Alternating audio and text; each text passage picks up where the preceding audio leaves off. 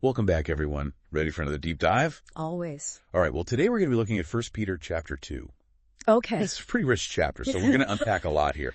Yeah. But it's basically like a roadmap, I think, for the Christian life. Yeah. It kind of takes us through like all this intense terrain. Right.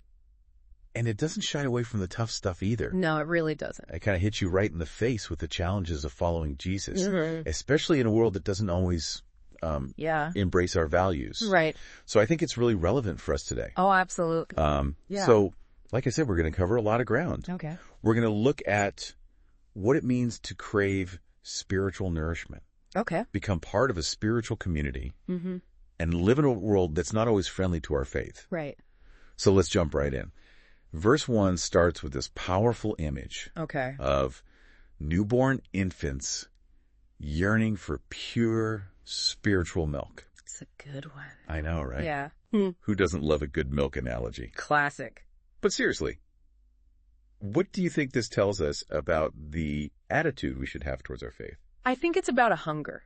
Okay. You know, like a real craving Yeah. to grow, to learn more. Mm-hmm. Just like babies need milk to thrive. Right. We need that constant spiritual food Okay. to mature in our faith. That makes sense. You know? Yeah. Think about the last time you really craved something. Mm-hmm. You probably would have done almost anything to get it. Yeah.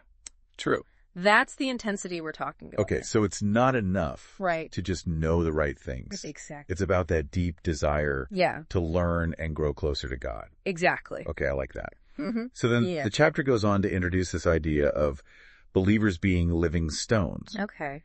And they're built upon Christ, who's like this cornerstone. Mhm. When I read that, I kind of picture like a beautiful mosaic Right. where each stone plays a specific role. Yeah, that's a good way to visualize it. Yeah. Mm-hmm. Yeah. So what do you think that tells us about community? Well, I think it shows how important each person is. Okay. We all have a unique purpose Mm-hmm. within the Christian community. Right. And just like a physical building Yeah. needs a strong foundation, Right. our faith is built on the foundation of Christ. Okay. He's the cornerstone that holds it all together. So it's about being connected to Christ Yes, and to each other, absolutely. supporting and encouraging one another. Right. But what about the people who reject Christ? Mm-hmm. You know, the ones who become stumbling stones themselves. Well, it's a reminder that not everyone will accept the gospel. Okay. And their rejection, it can be a stumbling block Mm-hmm. for other people. Yeah, I can see that. It's like having a loose stone on a path. Right. Someone could trip and get hurt. Right. So it's like a warning too. Yeah, it's a reality check. Okay. We're living in a world where not everyone's going to agree with us. Yep. And sometimes that can make it harder for others to come to faith. So how do we navigate that tension? Mm. Like, how do we live in a world Right. where not everyone shares our beliefs? It's a challenge. Yes. But I think that's where the idea of being a chosen people comes in. Okay. You know, that's in verse 9. Yeah. It talks about being called out for a specific purpose. It Right. feels like a big shift Mm. from personal growth Yeah. to this bigger sense of identity. Right. Like, it's not just about me anymore. Exactly. It's about God and his mission. Right. So it's less about fitting in Mhm. and more about standing out. I think so, yeah. Okay. So how do we do that? Well, the chapter uses this phrase, Yeah. foreigners and exiles, Right. to describe our place in the world. Okay. It's interesting because we often talk about wanting to belong, Right. but here it's like we're encouraged to embrace the fact that we're different. Okay. It's Yeah. about recognizing that our true home is Yeah. with God. We're just passing through this world, Right. but our actions, Yeah. they have eternal significance. Wow. That's powerful. Yeah. So that leads us to one of the more challenging parts of the chapter. Mhm. It's this call to submit to authority, Right. even when the people in charge Yeah. aren't exactly role models.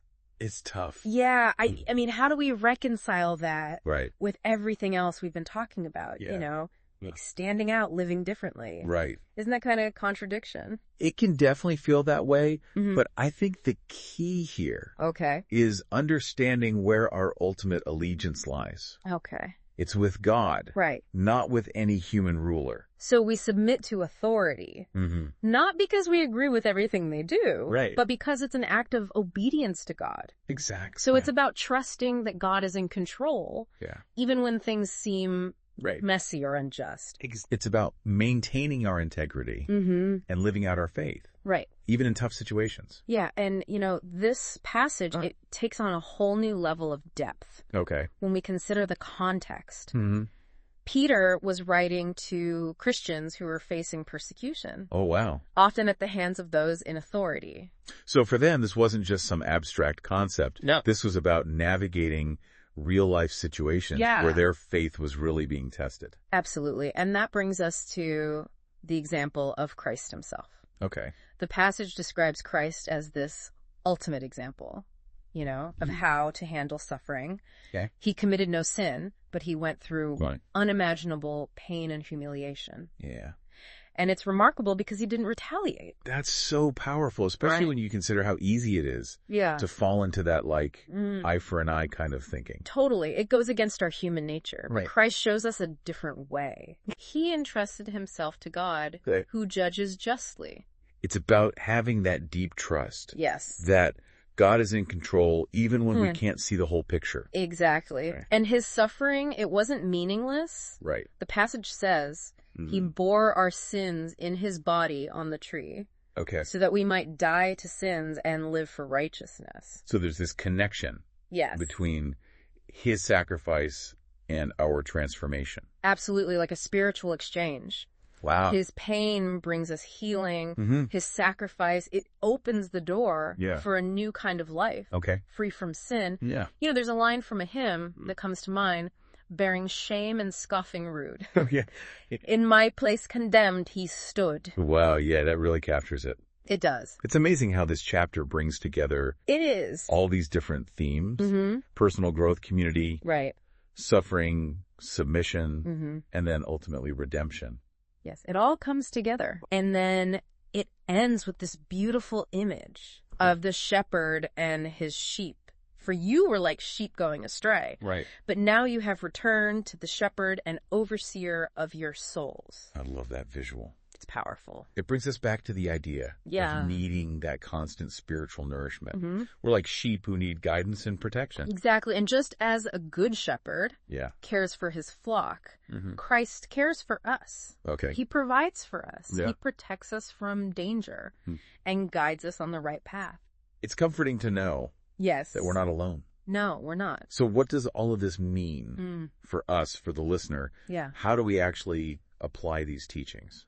I think it starts with cultivating that hunger Okay. for spiritual growth. Mm-hmm. Are we seeking out God's word? Right. Spending time in prayer? Okay. Surrounding ourselves with people who challenge us to grow? It's about being intentional, making space for God Mm-hmm. to speak to us and Mhm. shape us, Right. and remembering Mhm. that we're part of something bigger than ourselves. Yes, exactly. We're those living stones Mhm. building a spiritual house together. That's right. It's about supporting each other, Mm-hmm. encouraging each other, Right. and recognizing that our actions, Yeah. they impact the whole community. And what about that idea of being foreigners and exiles? Yeah. How do we live that out Right. in a world that's always trying to make us conform? It's tough, Yeah. but it's about holding on to our values. Okay. Even when they're unpopular, Mm. choosing to live differently, Right. even when it's awkward Yeah. or uncomfortable. Right. Sometimes it means having those difficult conversations, Okay. speaking up for what's right, even Yeah. when it's easier to stay silent. It's about being a light Yes. in the darkness, Yeah. reflecting Christ's love and truth Absolutely. in everything we do. And remembering that even in the midst of suffering, Mm-hmm. even when things are unjust, Yeah. we can trust in God's justice. Okay. We can choose to respond with grace Mm-hmm. and forgiveness. Right. Just like Christ did. Exactly. So as we wrap up this part, Yeah. I want to leave you with a couple of questions. Okay. Think about that image Mm-hmm. of the living stones Okay. forming a spiritual house. Right. What kind of structure are you contributing to? Mm-hmm. What does your spiritual house Yeah. look like to the world? It really makes you think, It does, yeah. like if each of us is a living stone, what kind of structure are we all building together? Right. Are we creating something beautiful, Mm-hmm. something lasting, Yeah. something that reflects Christ? Or we just kind of throwing things Well, together that's exactly. and hoping for the best. Well, are we building a house that's welcoming, or are we putting up walls that exclude people? Are we known for our love? Or are we known for being judgmental? It's a good point. You know, it's easy to get so caught up It is. in the day-to-day stuff that we forget about the bigger picture.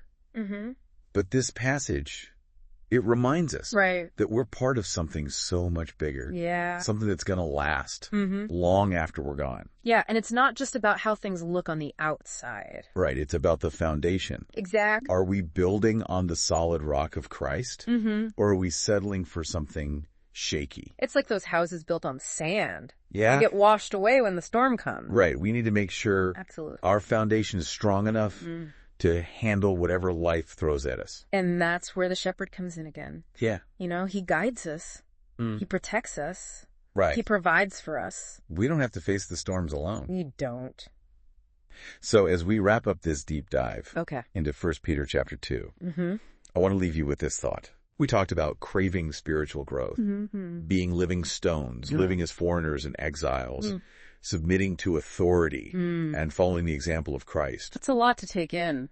It is, but it all comes down to this. Okay. How will you respond to the call to live differently? How will you build your spiritual house? That's the question we all have to answer. It's a journey, for sure. It is. But it's a journey worth taking. Absolutely. And remember, you don't have to do it alone. No, you don't. You have a shepherd who's always with you. He is. Guiding you every step of the way. That's the good news. Well, thanks for joining us on this deep dive. It's been great. We'll see you next time.